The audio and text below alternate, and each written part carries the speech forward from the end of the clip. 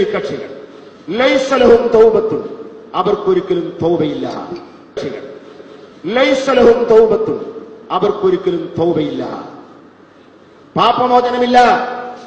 എന്താ കാരണം? ഇമാം റാസി റഹ്മത്തുള്ളാഹി അലൈഹി വിശദീകരിച്ചു എന്താ തൗബയില്ല എന്ന് പറഞ്ഞാൽ. ഈ കക്ഷികൾ വിദയത്തിൽ നിലകൊള്ളുന്ന കാലത്തോളം അവർക്ക് തൗബ ഉണ്ടാകില്ല. എന്തുകൊണ്ട്? ഫാസിഖീങ്ങളും മുബ്തദീങ്ങളും തമ്മിൽ എവിടെയാണ് വ്യത്യാസപ്പെടുന്നത്? എന്തുകൊണ്ട്? ഫാസിഖീങ്ങളും മുബ്തദീങ്ങളും തമ്മിൽ എവിടെയാണ് വ്യത്യാസപ്പെടുന്നത്? കള്ളുകൂടി മഹാപാപമാണ്. അല്ലാഹു ഹറാമാക്കിയ നഫ്സിനെ കൊല്ലൽ മഹാപാതകമാണ്.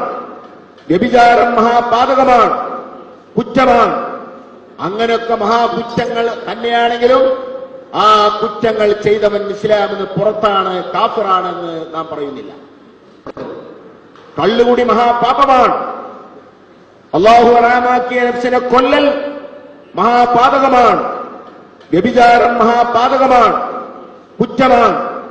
അങ്ങനെയൊക്കെ മഹാകുറ്റങ്ങൾ തന്നെയാണെങ്കിലും ആ കുറ്റങ്ങൾ ചെയ്തവൻ ഇസ്ലാമിന് പുറത്താണ്, കാഫിറാണെന്ന് നാം പറയുന്നില്ല. അഹ്ലു സുന്നയുടെ വിശ്വാസം അതാണ്. അവരുടെ ഈമാൻ വളരെ ലൈഫാണ്. ശക്തിയുള്ള മുഅ്മിൻ ഒരിക്കലും അത് ചെയ്യില്ല. പക്ഷേ ഇത് ചെയ്തൊരൊറ്റ കാരണം കൊണ്ട് ഇസ്ലാമിന് പുറത്താണെന്ന് അഹ്ലു സുന്നത്തുൽ ജമാഅ പറയുന്നില്ല. ഏതെങ്കിലും ആവട്ടെ, അഹ്ലു സുന്നയുടെ വിശ്വാസപ്രകാരം അവർ ഇസ്ലാമിന് പുറത്തല്ല. അതുകൊണ്ട് തന്നെ അവരുടെ മനസ്സിൽ പാപമുക്തി നേടാനുള്ള നല്ല മനസ്സൊരു സമയത്ത് വന്നെന്ന് വരാം. കാരണം അവർക്കറിയാം ഞാൻ ചെയ്തത് കുറ്റമാണ്, ഇത് തെറ്റാണ്, പാപമാണ്, അല്ലാഹു പുറത്തു വരുമോ അവർക്കറിയാം.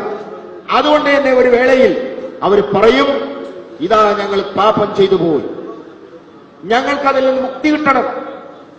അതുകൊണ്ട് തന്നെ സയ്യിദുമാരെ കാണുമ്പോൾ, ആലിമീങ്ങളെ കാണുമ്പോൾ, സാലിഹീങ്ങളെ കാണുമ്പോൾ ദുആ ചെയ്യാൻ വേണ്ടി പറയും.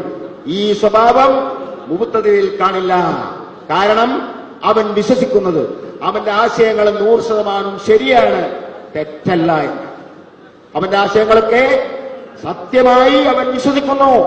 അതുകൊണ്ടാണ് അവർക്ക് തൗബയില്ല. കാരണം തൗബയുടെ ഒന്നാമത്തെ ഷർത്ത് തന്നെ അൽ ഇഖ്റാറു ബിദ്ദംബി, ചെയ്ത പാപം കൊണ്ട് സമ്മതിക്കണം. ഈ സമ്മതം ബിദ്അത്തുകാരിൽ നിന്ന് ഉണ്ടാവുകയില്ല.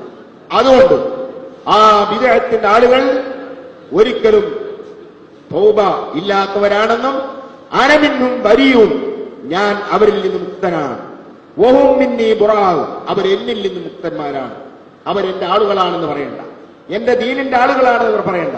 അത്രയും ശക്തമായ ഭാഷയിൽ ബിദ്അത്തുകാരെ സംബന്ധിച്ച് മഹാനായ നബി തങ്ങൾ പറഞ്ഞെങ്കിൽ ആ ബിദ്അത്തുകാരുടെ അടയാളമാണ് നാബൽസി പറഞ്ഞത്, ശറഉള്ളതിനേക്കാൾ കൂട്ടുകയോ കുറക്കുകയോ ചെയ്ത കക്ഷികളാണവർ.